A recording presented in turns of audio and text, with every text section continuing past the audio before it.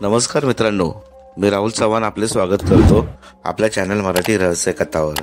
आज आपण जाणून घेणार आहोत एक रहस्यमय कथा, वाड्यातील ती थरारक रात्र, भाग 1। येवता, बस कंडक्टर तार स्वरात ओरडला आणि यशवंतला खडबडून जाग आली। बस थांबल्यानंतर बॅग घेऊन तो पटकन खाली उतरला आणि रो रो असा मोठा आवाज करत बस पुढे निघून गेली।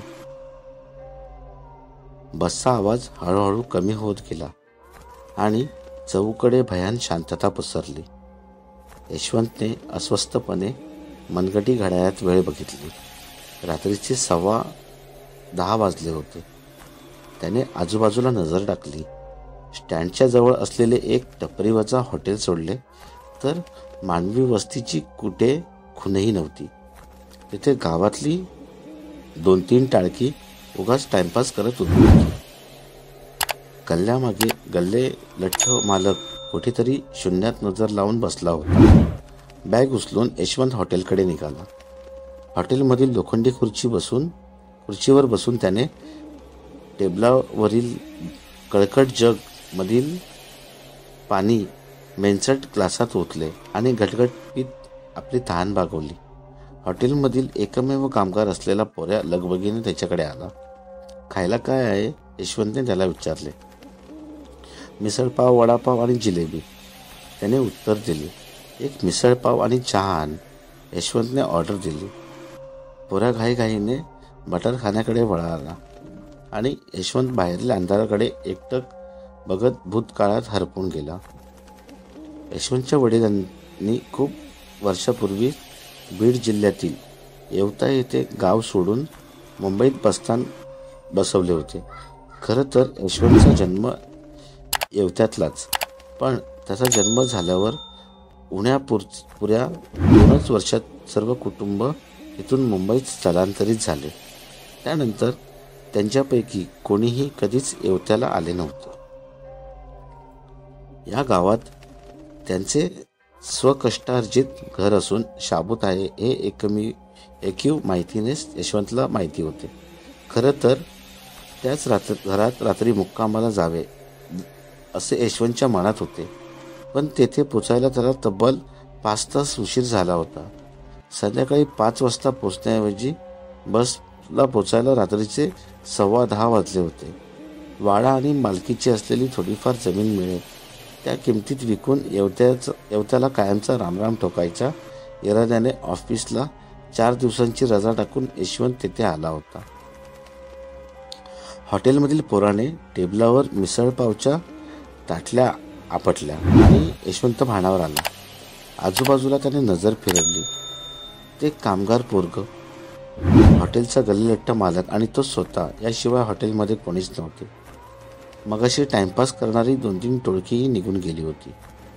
यशवंतने मिसळ खाण्यास सुरुवात केली। 2 घास पोटात जाताच त्याला हुशारी वाटू लागली।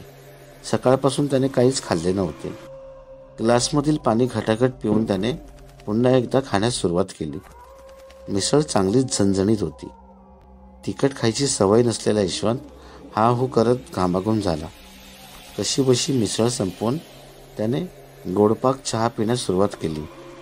तिखट मिसळीवर गोड चहाचा उतारा त्याला बरा वाटला।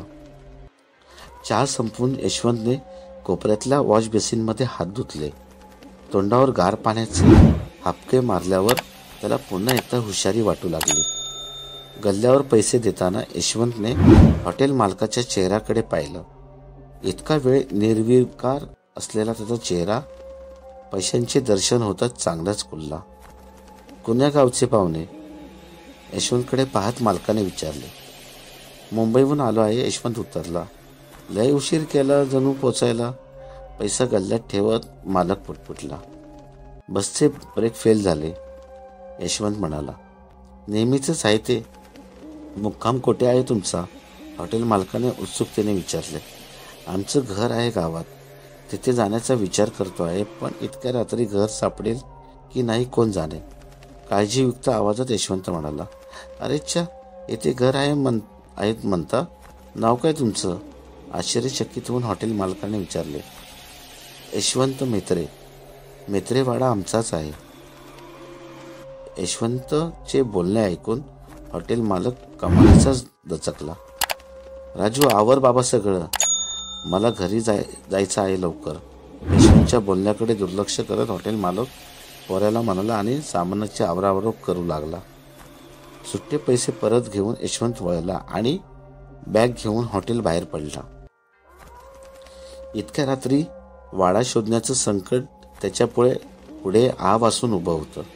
त्याला आठवलं, इकडे यायला निघताच त्याची आई म्हणाली होती, यशवंता, अरे मध्यंतरी राधाक्काचा सांगावा आला होता, आपल्या वाड्यात जाणं येणं ठेवलं आहे तिनं. 8-15 दिवसातून साफसफाई करते ती. तू राधाक्काला भेट, म्हणजे ती तुझी सगळी व्यवस्था करेल. आणि हो, आठवणीने वाड्यातल्या देवाऱ्यात मी दिलेला बाळकृष्ण ठेव. पण इतक्या रात्री या राधाक्काला शोधायची तरी कशी? खिशातली बाळकृष्णाची मूर्ती चापचत निराशेने यशवंत स्वतःशीच फुटला. गडद अंधारातून त्याने गावाकडे जाणाऱ्या पायवाटेवर चालण्यास सुरुवात केली.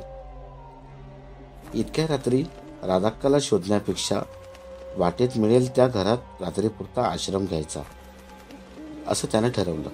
उद्या सकाळी राधाक्का आणि वाडा दोन्ही शोधता येण्यासारखं होतं. हवेत चांगलाच गारवा होता. डोळ्यात बोट घातले तरी दिसणार नाही इतका गर्द काळोख आजूबाजूला पसरला होता. जवळच असलेल्या टॉर्चचा प्रकाश पायापुढील वाटेवर टाकत यशवंत झपाझप चालत होता. अर्धा तास चालल्यानंतर दूरवर मिनमिन ते दिवे दिसले आणि यशवंतचा जीव भांड्यात पडला. त्या मिनमिनत्या दिव्याच्या दिशेने चालण्यास त्याने सुरुवात केली. 10-15 मिनिटे चालल्यावर यशवंतला त्या दिव्यांपाशी पोहोचला. चांदण्याच्या अंधुक प्रकाशात त्याने निरखून पाहिले. एका दगडी वाड्यापाशी तो पोहोचला होता. वाड्याची अंधुकशी बाह्यरेषा त्याला चांदण्याच्या प्रकाशात दिसत होती.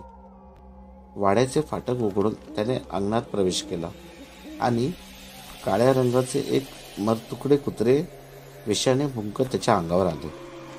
त्या कुत्र्याचा आवेश पाहून यशवंत स्तंभित झाला आणि जागीच थांबला. काळ्या, थांब तिथेच. उच्च स्वरातला पण अत्यंत मधुर असा आवाज त्याला ऐकू आला. आवाजाच्या दिशेने यशवंतने नजर टाकली आणि निम्मूढ होऊन तो बघतच राहिला. अतिशय मोहक सौंदर्य असलेली एक तरुणी अंधारातून वेगाने त्याच्या दिशेने येत होती. मरतुकडे काळे कुत्रे जागीच थांबले व यशवंतकडे पाहत शेवटी हलवू लागले. माफ करा, घाबरला नाहीत ना? हा काळ्या नुसताच फुंकतो, चावत नाही कोणाला. या ना, आत या. मधुर आवाजात ती सौंदर्यवती बोलली आणि भारावल्यासारखा यशवंत तिच्या पाठी आत जाण्यासाठी चालू लागला.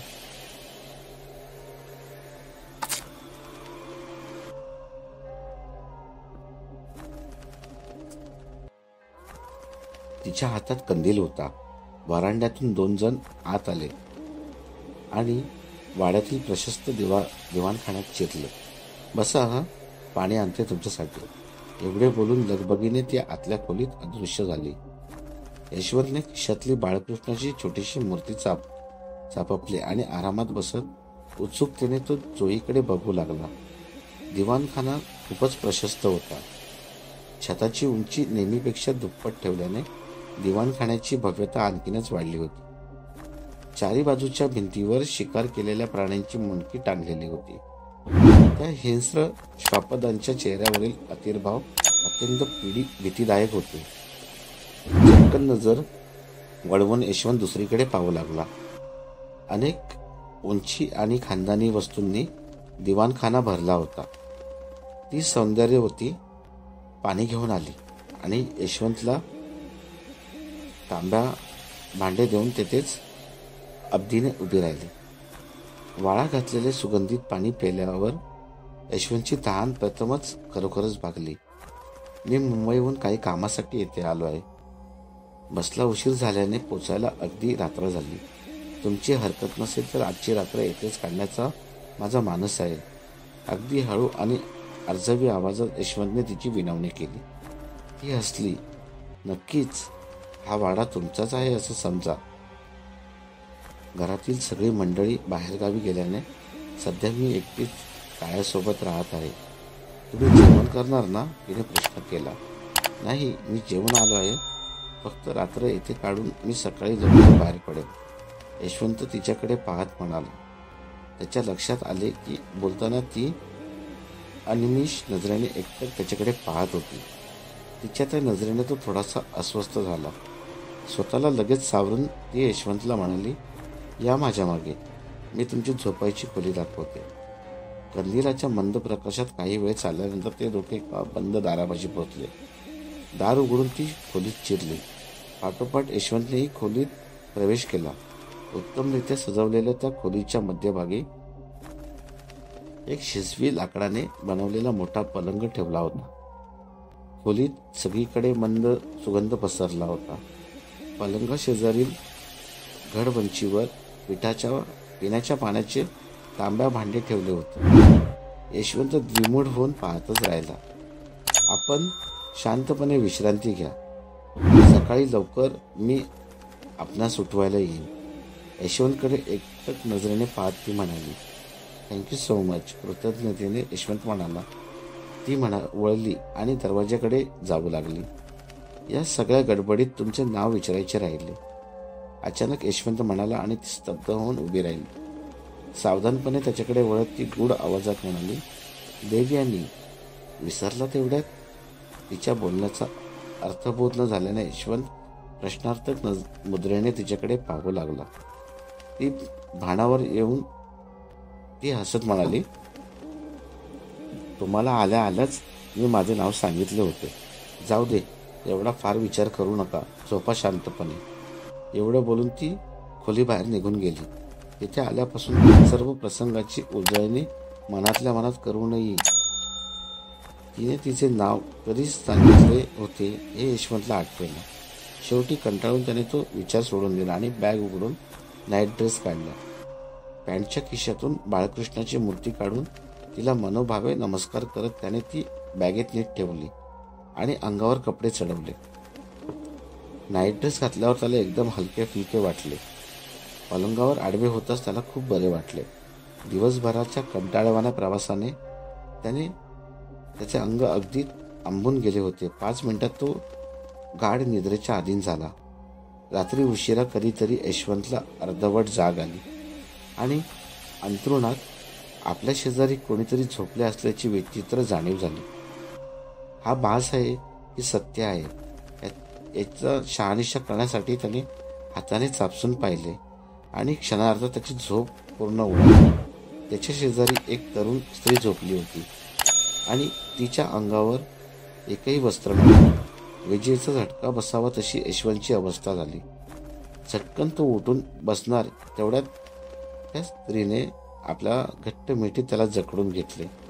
त्याच्या कानात अतिशय हळू आवाजात ती काहीतरी पुटपुटली आणि ती देवयानीच असल्याचे यशवंतच्या लक्षात आले.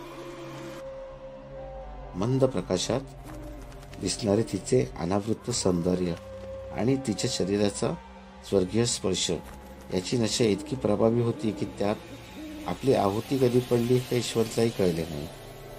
येथेच प्रतीक क्रीडेचा उत्सव पार पडला आणि त्या धुंद अवस्थेत यशवंत पुन्हा गाढ निद्रेत गेला.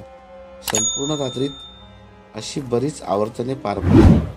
सकाळी उशिरा सूर्याची किरणे डोळ्यांवर पडल्याने यशवंत खडबडून जागा झाला.